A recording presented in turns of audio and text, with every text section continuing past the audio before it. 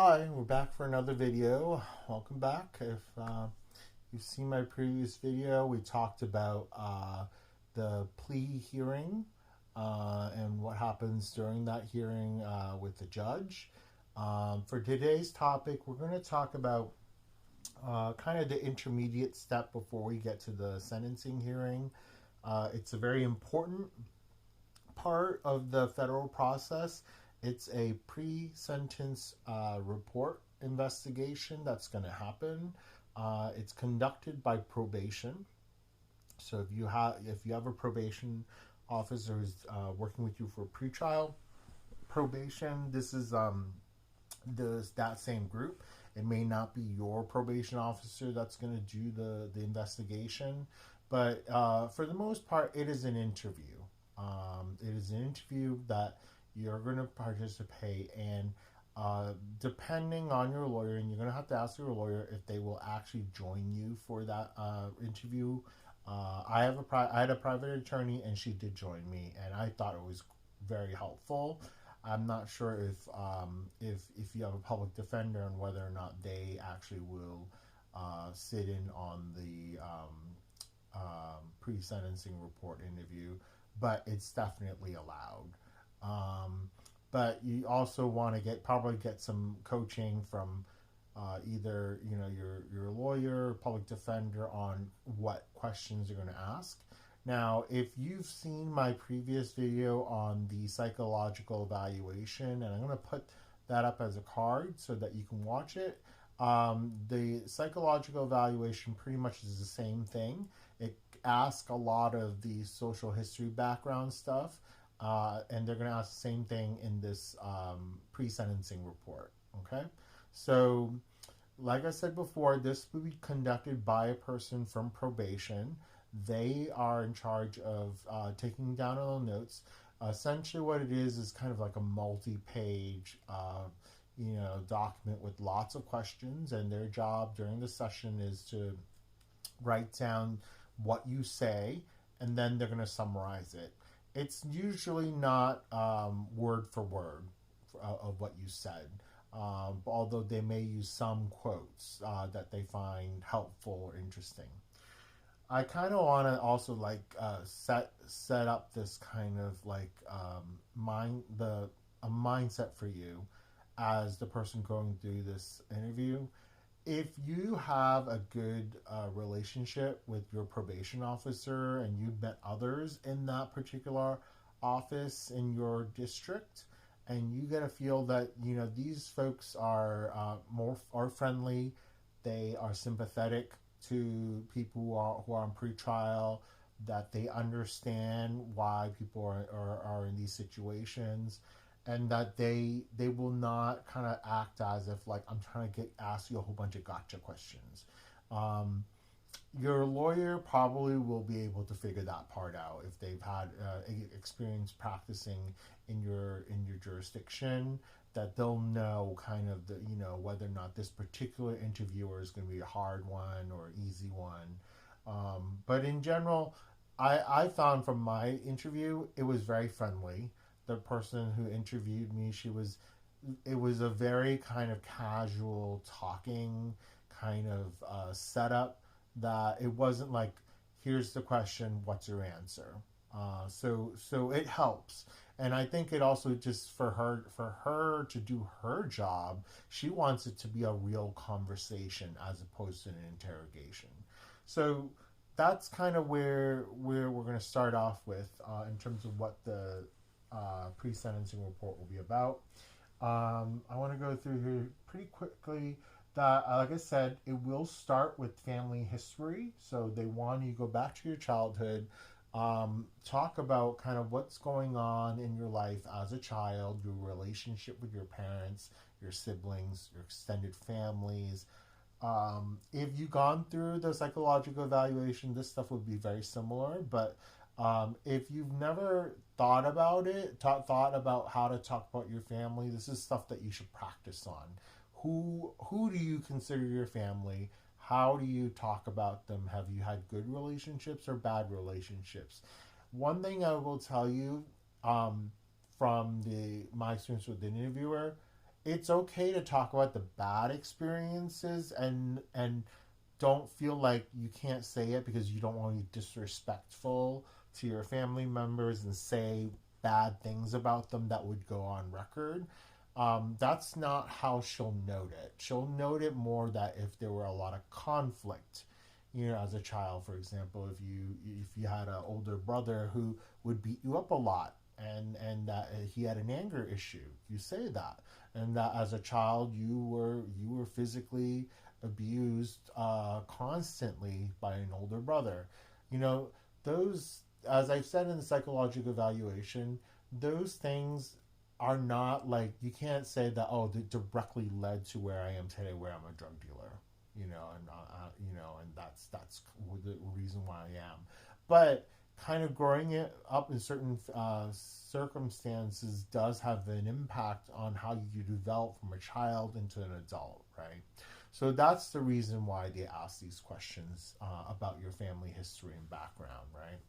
They're also going to ask you about education, and so and when it's about high school age, like that part, they'll ask you a little bit about how do you interact with friends and stuff like that. And then when it gets to college, they don't ask so much questions about like what your college life is about. They do like seeing folks who have college degrees because that's typically better for sentencing, that people have college degrees. And also when you're going to be designated to a federal facility, it's the higher education level is better. So they have tools that calculate that. So if you don't have even a high school degree, you actually lose points for that, and you're sent for how to determine where to send you. So um, definitely pay attention to that part. Um, and then after the education piece, they're going to go into work, and they're going to ask you what jobs you've done.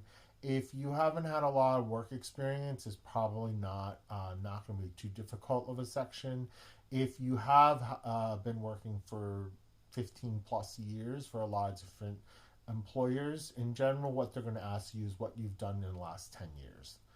They will contact people to verify that you worked at these companies. Now, probably what's going to happen is that their best success is to contact the most recent place that you worked at. So if you are still working at that company, expect that somebody from probation will be asking them, that I'm doing an employment verification. They will not say that it's for a criminal investigation, although it's clear that they're calling from the U.S. probation office. So but they're not going to tell them, why you're being, asked to verify. So, from my personal experience, they did verify my employment. Um, and on the school side, they also will ask for verification, primarily from a college. So you went to college, they're going to do a verification and ask for a transcript or whatever is the best way to verify that you went and graduated from that particular school. Um, and then for the next step is they're going to talk about your health, which is medical history, mental health, substance abuse. This part is not so much about stuff that the judge would consider. This part is actually for the Bureau of Prisons. As the Bureau of Prisons is going to be the one taking you, if you were to be sentenced for incarceration, they need to know some of the baseline medical information for your care in the future. So, hopefully, you've been going to the doctor. If you haven't gone to the doctor, you should try to go to the doctor before you go through this interview, because you really want to try to identify and get diagnosed for any types of diseases that you think you'll need health care for while you're incarcerated. So it really is like, the medical care, like through a physical, an annual physical, all the stuff that you normally deal with, like say if you're diabetic or if you have Crohn's disease, any other types of chronic conditions that you'll need medical care for. And then they're going to ask you separately about mental health. Do you see a mental health specialist, whether it's a psychologist, a psychiatrist, or a therapist or a social worker, and then ask them if any of the prescribing people, like a psychiatrist, have they actually prescribed you psych meds. They will ask you that because then they want to make sure that you are able to get those psych meds while incarcerated. And then lastly, for substance abuse, there are two reasons why they ask you about substance abuse. First off, of course, if you're still using, and whether or not you need to go in detox, or if you're using any type of replacement therapy like Suboxone, they will ask you. So many prisons, they can offer those replacement therapies like Suboxone or methadone. Really depends on what they have available at that particular site. But the other important reason why they ask about substance abuse is that if you have active or diagnosed substance abuse history, you can be eligible for the residential um, drug treatment programs that they have uh, inside many federal facilities. Participation in these programs can actually shorten your sentence by 1 whole year. It's not mandatory for you to participate, but why wouldn't you if it can actually shorten your sentence? Okay, so so that is why they ask you for that piece. Now, you may have previously had a heroin addiction. You're off of that, but say you still struggle with alcohol, that still counts for eligibility for this treatment program while you're incarcerated. So they are rather liberal in terms of like what counts under that. So just remember, don't lie about it if you don't have it. So I personally did not have a diagnosed substance abuse problem, so I couldn't really get into that, or wouldn't be offered that in the future. Um, I will tell you that if you participate in those programs, you will definitely get a randomized drug testing condition when you're on supervised release, because you're not going to say that you have substance abuse problems. They give you treatment, and you don't think they're actually going to test you frequently, that you are going to stay sober, right? So that is definitely something they will force you to do upon release. And that's I'm sure that's connected to the fact that you are saying you have a substance abuse problem, and that you potentially would participate in that program. So, and just getting to probably the last part of the report. So they want to also know um, what happens when you get released. The person who's interviewing you is asking not that because you can predict the future, but they want to ask you to test how realistic you are as a person. Are you the person who just thinks that, oh, I'm going to be a felon, an ex-con felon, I can get whatever job I want? No, that's not a good sign for the person who's interviewing you, because they know that you're probably not fully realizing that you're going to have a lot of challenges. So for the outlook on life, you really are probably going to have to figure out, well, am I going to have to move back with my family? Am I going to have to live in a halfway house? Am I going to go be able to do my old job, which may have been commercial truck driving? Or am I going to have to do something simpler like, maybe an office work, admin person, because you're not allowed to drive far distances, right? So the the um, the outlook on life is something that is tricky. What they want to hear is that you're realistic, that you have a lot of challenges in the beginning, and you want to have what are the baby steps that you're going to take so that you can actually gradually reintegrate into society.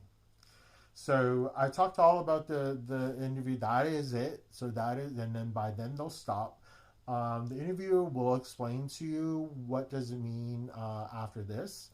They will use about a month to research all of the stuff you've said. So they will then ask for your financials. They will ask for your medical records. They will talk to people you know and that you may have uh, like listed as a person who they can vouch for you, and they will call them and ask them, this person said you said this. Is this true? And basically try to catch you on a lie. Lying on this report is really bad. So do not even think of saying something that is a lie, but also if it's something that people can't remember, don't bring it up because then they'll say I'm not sure if I remember. That's not like a bad thing, but you don't want what you really want is confirmation or corroboration and not somebody who's just not sure whether or not they remember you said something like that. So it should take about a month for them to do all that research. I hated the financial review part because I had to look through all my bank accounts, my college loans, like debt, all that stuff, and fill it out on a spreadsheet, fill it out in their 20-page document. And then I found out afterwards that I don't need to provide any of the bank statements because they would run a credit check and also go to the IRS to retrieve my tax records. So based on that, I had much less work to do, but I don't have that much money, so filling out the 20 pages in that financial forms wasn't too hard. Those really target if you're a big drug lord who has a lot of money out there in various accounts that you now need to honestly say where they are, or if you were involved in some big white collar financial crime where you have to list all of your business assets, that's when those 20 pages are going to drive you nuts. But for most average people who don't really have that much assets, it's actually pretty easy to do. And then you're supposed to submit any types of release of information, the financial forms, a whole bunch of stuff back to them while we're working on corroborating your story. And then at the end of the 4 weeks, they're going to come back to you with a draft of this pre-sentencing report for you and your lawyer to review. I looked it over. It was pretty good. For myself, I thought it was good. It said a lot of positive things about me. And we also got a chance to see what were some of the proposed supervised release conditions. This stuff is like the cannot possess a firearm, polygraph tests, randomized drug testing, internet monitoring, like those types of things. If you've had any victims, like a restitution fund for those victims, you would have to pay out of pocket for that after you're released. Those are all listed in that document. And another kind of important preview, and I'll talk about the topic of self-surrender in a separate video because it is a very complicated topic. But self-surrender is they can actually make a recommendation, or at least not an opposition to you self-surrendering after you've received your sentence. So for the first time, you will see that in this document called the pre-sentencing report. So you'll get about a week to review it, make any factual changes that you disagree with, and it's up to your lawyer to note and object to the facts that were wrong in from your perspective, and of course from your lawyer's perspective, and get them changed. And then by then there will be about 2 weeks left before your actual sentencing hearing, and then the final draft would go to the judge and all the parties. So So throughout this whole thing, from start to finish, it should be about 60 days. So 2 months, 4 months to initially do the interviews, corroborate, 2 weeks to do the proposed edits by both parties, and then the remaining 2 weeks is to finalize the report and get it to the judge. So if you have any questions about this complicated process, please feel free to write some questions in the comments. Let me know, and I'll try to do my best to answer them. I spent a lot of time on the pre-sentencing report working with my lawyer, so I feel very comfortable talking about this now. But I think if you were to ever go through it, definitely, if you feel overwhelmed, let your lawyer know. And then if you haven't subscribed to my channel yet, definitely hit the subscribe button and notifications so you'll know when new videos pop up. My next conversation is going to be on what is it going to be? It will be on the sentencing hearing, the actual sentencing hearings that you'll go through. Definitely hit subscribe so you'll know when that video drops. And I will talk to you guys soon.